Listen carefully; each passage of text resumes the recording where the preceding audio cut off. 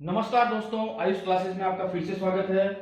दोस्तों, आप मुझे बताते रहिए मेरी क्लासेस आपको कैसी लग रही है और मेरे टॉपिक्स आपको कैसे लग रहे हैं। अगर मेरे टॉपिक्स आपको अच्छे लग रहे हैं तो आप मेरे चैनल को लाइक कीजिए, सब्सक्राइब कीजिए। एक भी टॉपिक नहीं छोड़ूंगा दोस्तों।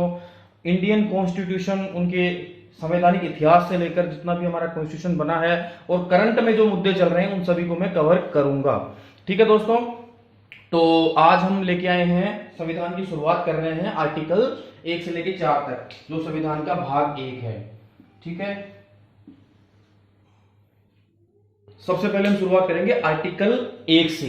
और आर्टिकल 1 से 4, ये आर्टिकल 1 से लेके 4, अनुच्छेद 1 से लेके 4 जो है, ये भारत के संविधान के भाग 1 में आते हैं। सबसे पहले तो मैं आपको ये क्लियर कर देना चाहता हूं कि भारत के संविधान में कुल 22 भाग हैं। ठीक है, और सबसे पहले हम आर्टिकल 1 में आएंगे। आर्टिकल 1 में यह क्लियर कट लिखा हुआ है कि भारत राज्यों का संघ होगा। ठीक है, अब समस्या यह है कि हिंदी और इंग्लिश में थोड़ी सी समस्या हो जाती है कि India that is union of states. अब संघ शब्द जो है, संघ शब्द यूनियन से लिया गया है। एक्चुअली संघ शब्द का इंग्लिश में मीनिंग यूनियन भी होता है और फेडरेशन भी होता है, लेकिन भारत के संविधान में इसका संदर्भ यूनियन से है। ठीक है, इसका संदर्भ फेडरेशन से नहीं है। फेडरेशन का मतलब होता है कि एक समझौता, एक संघवाद, मतलब 10-12 राज्यों ने मिलकर एक समझौता कर लिया और हम एक संघ के तहत एक देश बने, जैसे कि अमेरिका है, यूएसए है, यूनाइटेड स्टेट्स ऑफ अमेरिका। ठीक है, तो भारत के संविधान में यूनियन ऑफ स्टेट्स की के बारे में कहा गया है, न कि फेडरेशन ऑफ स्टेट्स के बारे में कहा गया है। तो भारत राज्यों का संघ होगा। ठीक है, तो अब इसका थोड़ा सा पोस्टमार्टम कर लेते हैं। संविधान, हाँ एक चीज और बता देता हूं मैं, संविधान में भारत व इंडिया शब्द का ही प्रयोग किया गया है। भारतवर्ष, हिंदुस्तान वगैरह वगैरह इन शब्दों का प्रयोग नहीं किया गया है। संविधान में केवल भारत व इंडिया दो ही शब्दों का प्रयोग किया गया है। ये बात हमेशा ध्यान में रखनी है। ठीक है, भारत और संविधान ये हमारे देश के ऑफिशियल दो ही नेम है।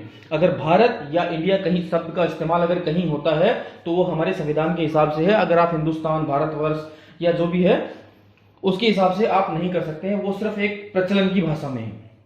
ठीक है, अब मैंने आपको ये कह तो दिया कि भारत के संविधान में कहीं फेडरेशन शब्द का उल्लेख नहीं है, लेकिन 1988 में क्या हुआ?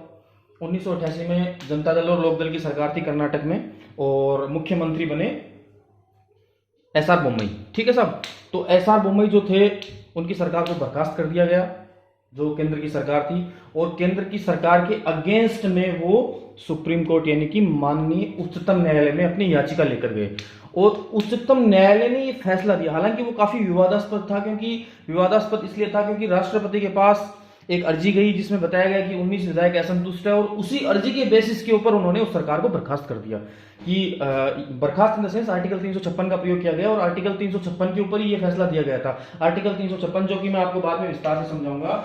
आर्टिकल 356 में आप राष्ट्रपति शासन लगा सकते हो, जिसका हमारे देश में एक तरीके से कह सकते हैं कि केंद्र सरकार द्वारा अत्यधिक दुरुपयोग किया गया है और किया जा रहा है। काफी इंपॉर्टेंट ये आर्टिकल है जिसको हम काफी विस्तार से पढ़ेंगे बाद में। तो एसआर बोम्मई वाले मामले में ये हुआ कि अंत में सुप्रीम कोर्ट ने 4 लाइनें गई कि किसी भी सरकार के भविष्य का फैसला राजभवन में नहीं हो सकता, वो सभा के पटल पर होगा, सदन के पटल पर होगा। ठीक है, और उसमें उन्होंने दो तीन बातें और कही, जहां पर हमें, मैं ये क्यों बता रहा हूं, ये मैं इसलिए बता रहा हूं फेडरेशन के लिए। वहां पर फेडरेशन शब्द का उल्लेख किया गया है, उसमें ये क्लियर कट बोला गया है कि भारत हालांकि एकात्मक व्यवस्था है लेकिन फेडरेशन भी है उसमें, यानी कि आप राज्यों के अधिकारों से वंचित उन्हें नहीं कर सकते हैं। जो काम राज्यों को दिए गए हैं उसमें केंद्र इस तरीके से हस्तक्षेप नहीं कर सकता है, कुछ भी नहीं कर सकता है। ये तो कुछ भी करने वाली बात हो गई कि आज बीजेपी की सरकार है वो किसी भी कांग्रेस की सरकार को बर्खास्त कर सकती है, ये कोई बात थोड़ी होती है। तो इसी मामले में काफी अत्यधिक महत्वपूर्ण फैसला दिया गया कि कोई भी केंद्र की सरकार राज्यों की सरकारों का शोषण नहीं कर सकती है या उनको दबाव में नहीं ला सकती। हालांकि प्रैक्टिकली ऐसा होता है, लेकिन इसमें इस संविधान संशोधन में इस आर्टिकल में इस केस में जो निर्णय दिया गया वो यही सोच के दिया गया था कि इसका थोड़ा सदुपयोग किया जाए। ठीक है, तो इस आर्टिकल के बारे में आपको समझ में आ रहा है। इसमें एसआर मुंबई बनाम कर्नाटक राज्य, जिसमें संघात्मक ढांचे को आधारभूत संरचना बताया गया, यानी कि फेडरेशन बताया गया। तो आप 100% ये नहीं कह सकते कि हमारे कॉन्स्टिट्यूशन में, मूल संविधान में उल्लेख नहीं है, लेकिन जो माननीय उच्चतम न्यायालय का जो निर्णय आया है उसमें ये क्लियर कट लिखा हुआ है। तो इस चीज को हम 100% नहीं नकार सकते कि भारत फेडरेशन नहीं है। ठीक है, ये तो मैं कॉन्सेप्ट की बात बता रहा हूं, तो ये चीज हमें समझनी होगी। हालांकि भारत यूनियन ऑफ स्टेट्स है, जो आर्टिकल्स हमारे संविधान में लिखा गया है, लेकिन चूंकि इस फैसले को भी हमें ध्यान में रखना चाहिए कि भारत में फेडरेशन व्यवस्था भी है, लेकिन अप्रत्यक्ष रूप से, जिसको हम क्लियरली बोल नहीं सकते, बट उसको हम नकार भी नहीं सकते। ठीक है, क्लियर है, आगे बढ़े। हाँ, उसके बाद आर्टिकल 1 में भारत राज्यों का संघ होगा। अब राज्यों के संघ में कौन आएगा?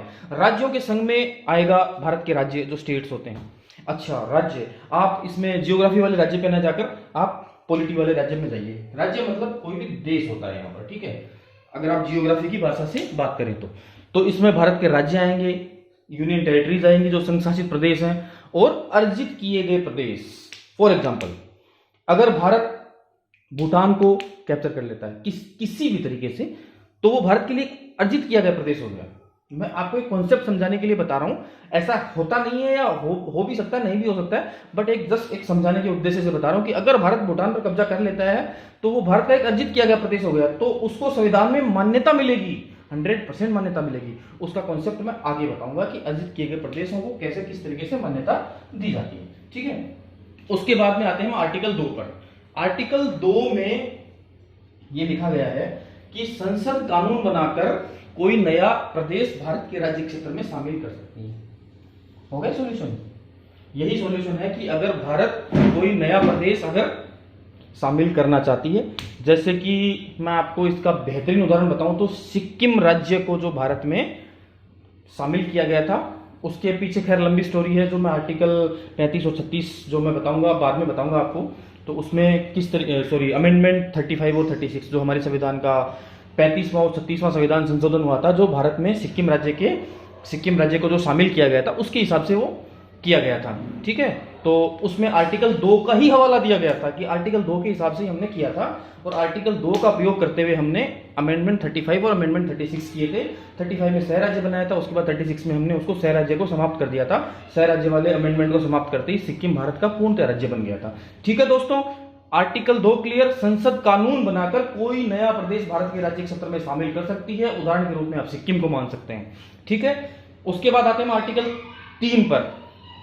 आर्टिकल 3 अनुच्छेद 3 ये कहता है कि राज्य क्षेत्र के अंदर होने वाले परिवर्तन, राज्य क्षेत्र के अंदर होने वाले परिवर्तन मतलब राज्य की सीमाओं के अंदर जो परिवर्तन होते हैं, वो परिवर्तन आर्टिकल 3 के अंतर्गत किए जा सकते हैं। बहुत उदाहरण है, बहुत सारे एग्जांपल है। किसी भी नए राज्य का गठन किया जा सकता है। अभी लेटेस्ट एग्जांपल तेलंगाना 2014 से पहले कोई राज्य नहीं था, लेकिन आज की डेट में राज्य है। उसमें कंप्लीटली आर्टिकल 3 का प्रयोग किया गया। ठीक है, सेकंड है इसमें किसी राज्य की सीमा में वृद्धि करना। अगर किसी राज्य की सीमा बढ़ाना चाहते हैं, आप राजस्थान को बढ़ा करके उसमें गुजरात के कुछ जगह मिलाना चाहते हैं, दिल्ली की कुछ जगह मिलाना चाहते हैं, हरियाणा की कुछ जगह मिलाना चाहते हैं, तो उस केस में आप ऐसा कर सकते हैं और आर्टिकल 3 का प्रयोग कर सकते हैं। और किसी राज्य की सीमा में कमी करना, इसका भी उदाहरण हमारे पास है कि जैसे उत्तर प्रदेश के हमारे 2 टुकड़े कर दिए गए, जिसमें से एक हिस्से को घटा दिया गया और उसकी जगह पर नया स्टेट बना दिया गया, जो कि 3 जो मैंने सबसे पहले बताया, उसमें नया राज्य का गठन आ गया। उसके बाद किसी राज्य की सीमा में कमी करना, किसी राज्य की सीमा में कमी यानी उसमें तीसरे वाले इसका प्रयोग होगी। और राज्य के नाम में परिवर्तन करना, राज्य के नाम में भी परिवर्तन किया जा सकता है। ठीक है दोस्तों, समझ में आ रहा है? आर्टिकल 3 में भारत के राज्य क्षेत्र में किसी भी प्रकार के परिवर्तन को अगर हम करते हैं तो वो हम कर सकते हैं। ठीक है, एकदम clear. Article 1 clear, 2 clear, 3 clear. अभी हम आते हैं आर्टिकल 4 में। आर्टिकल 4 में यह लिखा गया है कि आर्टिकल 2 व 3 में जो भी परिवर्तन किए जाएंगे उन पर 368 की प्रक्रिया शामिल नहीं होगी। ये दोस्तों विस्तार से बताने वाला सब्जेक्ट आ गया, यहां पर टॉपिक आ गया आर्टिकल 368। जैसे ही आर्टिकल 368 का नाम आता है, हमारे सामने संविधान संशोधन आ जाता है। लेकिन आर्टिकल 2 और आर्टिकल 3 से भी हम संविधान संशोधन कर सकते हैं, जो कि हम सामान्य बहुमत से करते हैं। उन पर आर्टिकल 368 की प्रक्रिया लागू नहीं होती है। जो कि आर्टिकल 4 में लिखा गया है। तो जब भी हम किसी भारत की राज्य सीमाओं में परिवर्तन करते हैं, अंदर परिवर्तन करते हैं, बाहर परिवर्तन करते हैं, उस प्रक्रिया में हमें किसकी जरूरत नहीं है? आर्टिकल 368 की जरूरत नहीं है, 368 की जरूरत नहीं है। उस केस में हम आर्टिकल 2 या आर्टिकल 3 या आर्टिकल 4 इनका प्रयोग करते हैं। आर्टिकल 2 या 4, आर्टिकल 2 व 4 या आर्टिकल 3 व 4, मतलब 4 का तो उपयोग होगा ही होगा। ठीक है, तो उसमें सिर्फ सामान्य बहुमत से हम एक्ट बनाएंगे, कानून बनाएंगे और सीधा परिवर्तन, कुछ नहीं करना। और आर्टिकल 368 में आप विशेष बहुमत से, कई प्रकार के उसमें बहुमत होते हैं, जो हम आपको आर्टिकल 368 जब पढ़ाएंगे या संविधान संशोधन जब पढ़ाएंगे तो उसमें एकदम कंप्लीट रूप से हम उसकी व्याख्या करेंगे। ठीक है दोस्तों, तो मैं एक बार फिर से रिवाइज कर देता हूं। हम आज पढ़ रहे हैं भारत का संविधान, शुरुआत कर रहे हैं, उसमें हम संविधान का भाग 1 पढ़ रहे हैं। आर्टिकल 1 में क्लियर कट लिखा गया है भारत राज्यों का संघ होगा, उसमें यूनियन शब्द का प्रयोग किया गया है। लेकिन मैंने आपको एक छोटा सा केस भी बताया कि एसआर भूमि बनाम कर्नाटक राज्य 1994 में ये कहा गया था कि भारत फेडरेशन भी है, लेकिन अप्रत्यक्ष रूप से। अब इस बात को आप बिल्कुल नहीं नकार सकते कि फेडरेशन नहीं है, ऐसा माननीय सुप्रीम कोर्ट ने व्याख्या करी है, उसमें ये लिखा गया है। उसके बाद आते हैं हम आर्टिकल 2 में, जिसमें संसद कानून बनाकर कोई भी नया प्रदेश भारत के राज्य क्षेत्र में शामिल कर सकती है।